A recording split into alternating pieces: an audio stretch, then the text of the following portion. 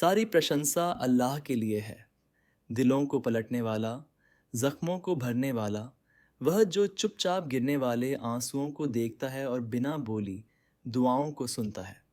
दुरूद और सलाम हो हमारे प्यारे नबी मोहम्मद सल्लल्लाहु अलैहि वसल्लम पर, जो टूटे दिलों के लिए रहमत बनकर भेजे गए।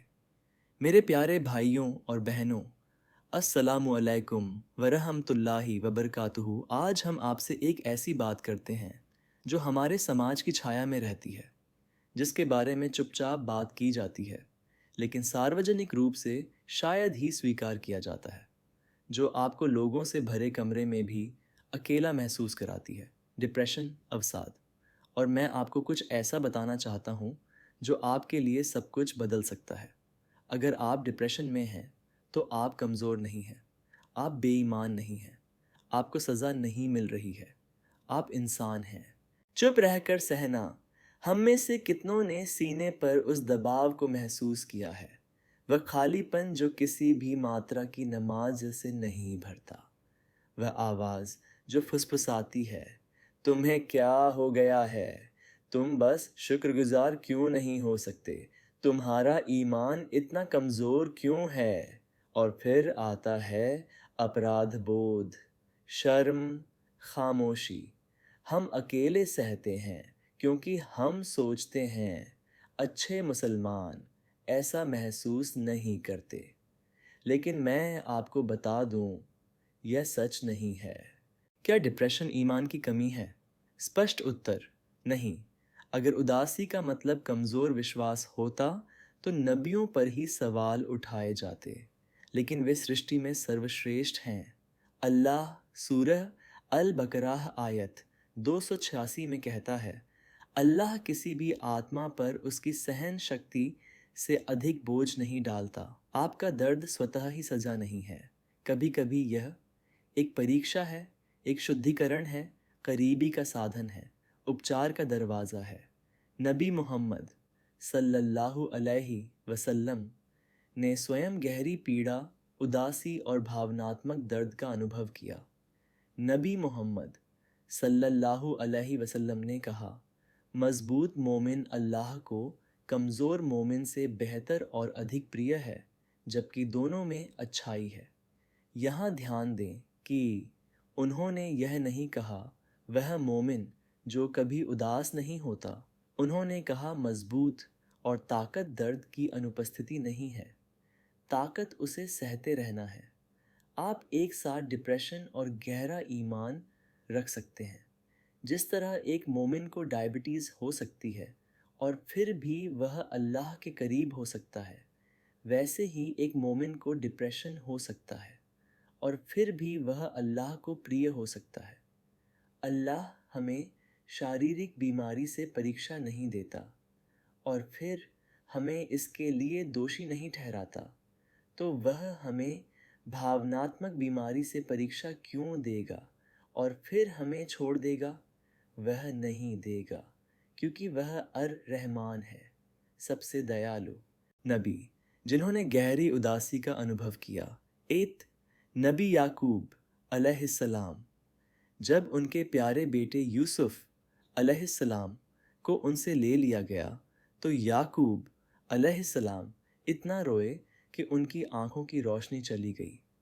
अल्लाह कुरान में सूरह यूसुफ आयत 43 में कहता है, और वह उनसे मुंह फेर लिया और कहा, हाय यूसुफ पर मेरा दुहक, और उसकी आंखें दुहक से सफ़ेद हो गईं, क्योंकि वह दुहक को दबाने वाला था। अल्लाह का एक नबी, डिप्रेस्ड, शोकाकुल, दिल टूटा हुआ। क्या अल्लाह ने कहा, याकूब तुम्हारा विश्वास इतना कमज़ोर क्यों है? नहीं, अल्लाह ने उनके दर्द का सम्मान किया। अल्लाह ने उनके आंसुओं को कुरान में हमेशा के लिए दर्ज किया, ताकि आप और मैं जान सकें दुहक मानवीय है, उदासी वास्तविक है, और यह अल्लाह के साथ आपकी रैंक को कम नहीं करती। भले ही याकूब अलैहिस्सलाम बहुत दर्द में थे, उन्होंने पूर्ण विश्वास के साथ कहा, मैं केवल अल्लाह से अपने दुहक और पीड़ा की शिकायत करता हूँ। सबक: टूटा हुआ महसूस करना ठीक है, लेकिन अपने दर्द को अल्लाह के पास ले जाओ उससे दूर नहीं। 2. नबी मूसा अलैहिस्सलाम। जब मूसा अलैहिस्सलाम मिस्र से भागे अकेले और डरे हुए, उन्होंने यह दुआ की, मेरे रब, निश्चित रूप से मैं जो भी भलाई तू मुझ पर उतारेगा उसका मोहताज हूँ। वे कमज़ोर थे, वे बेचैन थे, वे अकेले थे और अल्लाह ने उन्हें जवाब दिया। 3. नबी यूनुस अलैहिस्सलाम। व्हेल के पेट में फंसे समुद्र की गहराई में पूर्ण अंधकार में यूनुस अलैहिस्सलाम ने पुकारा, तेरे सिवा कोई देवता नहीं, तू पाक है, निश्चय ही मैं जालिमों में से हो गया हूँ। अल्लाह कहता है, तो हमने उसे जवाब दिया और उसे परेशानी से बचाया, और इस प्रकार हम मोमिनों को बचाते हैं। यहाँ तक कि एक नबी ने भी संकट महसूस किया, यहाँ तक कि एक नबी ने भी फंसा हुआ महसूस किया, लेकिन वह अल्लाह की ओर मुड़ा और अल्लाह ने उसे बचाया। डिप्रेशन का मतलब यह नहीं है कि अल्लाह ने आपको छोड़ दिया है। इसका मतलब यह हो सकता है कि अल्लाह सीधे रास्ते पर आपकी वापसी का इंतज़ार कर रहा है। 4. नबी मोहम्मद सल्लल्लाहु अलैहि वसल्लम। दुहक का वर्ष, इस धरती पर चलने वाले सबसे महान इंसान हमारे प्यारे नबी मोहम्मद सल्लल्लाहु अलैहि वसल्लम ने वह अनुभव किया जिसे इतिहासकार आम अल हुजन कहते हैं। दुहक का वर्ष, एक साल में उन्होंने अपनी प्यारी पत्नी खदीजा रजी अल्लाहु अन्हा और अपने चाचा अब्बू तालिब को खो दिया। वे इतने दुख से भर गए कि इस वर्ष को उसी नाम से याद किया जाता है। यहाँ तक कि अल्लाह के रसूल सल्लल्लाहु अलैहि वसल्लम ने भी बहुत गहरी उदासी महसूस की। और अल्लाह ने क्या किया? अल्लाह ने उन्हें नहीं कहा, आप उदास क्यों हैं, बस अधिक विश्वास रखें।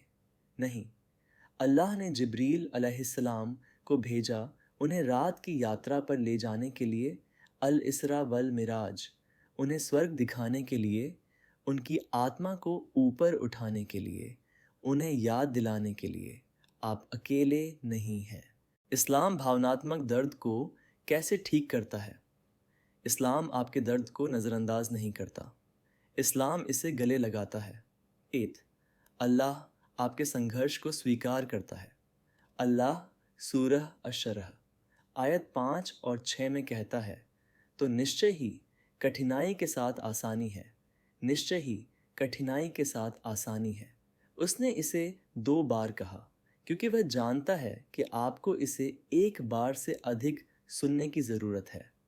आपका दर्द वास्तविक है, लेकिन वह राहत भी वास्तविक है जो आ रही है। 2. अल्लाह टूटे हुए लोगों के साथ है। अल्लाह सूरह अल हदीद आयत 4 में कहता है, और वह तुम्हारे साथ है जहाँ भी तुम हो। जब आप महसूस करते हैं कि आप डूब रहे हैं, तो अल्लाह पानी में आपके साथ है। जब आप महसूस करते हैं कि आपका दम घुट रहा है, तो अल्लाह उसी सांस में है। आप कभी अकेले नहीं हैं। 3. उपचार बहुआयामी है। इस्लाम हमें सिखाता है कि उपचार कई स्रोतों से आता है। आध्यात्मिक, कुरान, दुआ, जिक्र, नमाज; भावनात्मक, थेरेपी, काउंसलिंग, विश्वसनीय लोगों से बात करना; शारीरिक, व्यायाम, नींद, पोषण, धूप; चिकित्सा, ज़रूरत पड़ने पर दवा, हाँ यह हलाल है और प्रोत्साहित है; सामाजिक, समुदाय, परिवार, दोस्त। नबी मोहम्मद सल्लल्लाहु अलैहि वसल्लम ने कहा, चिकित्सा उपचार का उपयोग करो क्योंकि अल्लाह ने कोई बीमारी ऐसी नहीं बनाई जिसके लिए उपाय नहीं बनाया। मदद मांगना कमज़ोरी का संकेत नहीं है, यह बुद्धिमानी का संकेत है। व्यावहारिक कदम, इस्लामी तरीके से डिप्रेशन से कैसे निपटें? 8. अल्लाह से बात करें। ईमानदारी से ऐसे शब्दों में प्रार्थना न करें जो आप महसूस नहीं करते। अपनी भाषा में, अपने दर्द में अल्लाह से बात करें। या अल्लाह, मैं डूब रहा हूँ, मुझे नहीं पता कि मुझे क्या हो गया है, मेरी मदद करो, मैं यह अकेले नहीं कर सकता। या रहमान, मुझ पर दयालु हो। या लतीफ़, चीज़ों को आसान बना दे। अल्लाह को पसंद है जब आप उसके पास टूटकर आते हैं, क्योंकि तब आप सबसे असली होते हैं। 2, रोज़ाना ये दुआएं पढ़ें चिंता के लिए। अल्लाहुम्मा इन्नी औजु बिका मिनल हम्मी वल हजन। हे अल्लाह, मैं चिंता और दुहक से तेरी शरण में आता हूँ। यूनुस अलैहिस्सलाम की दुआ। ला इलाहा इल्ला अंता सुबहान का इन्नी कुंतु मिनाज जालिमीन। तेरे सिवा कोई देवता नहीं, तू पाक है, निश्चय ही मैं जालिमों में से हूँ। 3, छोटे नियमित कार्य। फज्र की नमाज पढ़ें, बस फज्र, वहीं से शुरू करें। अनुवाद के साथ कुरान का एक पन्ना पढ़ें। वुजू करें, पानी उपचार करता है। 10 मिनट के लिए बाहर जाएं, धूप महसूस करें। एक ऐसे व्यक्ति से बात करें जिस पर आप भरोसा करते हैं। आपको परफेक्ट होने की ज़रूरत नहीं है, आपको बस चलते रहने की ज़रूरत है। 4, पेशेवर मदद लें, थेरेपी हराम नहीं है, दवा शिर्क नहीं है। नबी मोहम्मद सल्लल्लाहु अलैहि वसल्लम ने चिकित्सा उपचार लिया। उन्होंने हमें इलाज ढूंढने को कहा। अगर आपका पैर टूट जाए तो आप डॉक्टर के पास जाएंगे। आपका दिमाग भी उसी देखभाल का हकदार है। 5, अपनी यात्रा की तुलना करना बंद करें। अल्लाह सभी की अलग अलग परीक्षा लेता है। अल्लाह सूरह अल फुरकान आयत 20 में कहता है, हमने तुम में से कुछ को दूसरों के लिए परीक्षा बनाया। आपका संघर्ष वैध है, भले ही दूसरे इसे न देखें। 6, इस हदीस को याद रखें। नबी मोहम्मद सल्लल्लाहु अलैहि वसल्लम ने कहा, कोई थकान, बीमारी, चिंता, दुहक, नुकसान या उदासी एक मुसलमान को नहीं आती, यहाँ तक कि एक कांटे की चुभन भी नहीं, सिवाय इसके कि अल्लाह इसके द्वारा उसके पाप मिटा देता है। आपका दर्द बेकार नहीं है। अल्लाह आपके कष्ट को आध्यात्मिक उन्नति में बदल रहा है। आपको सज़ा नहीं दी जा रही है, आपको शुद्ध किया जा रहा है। संघर्ष कर रहे व्यक्ति के लिए एक संदेश।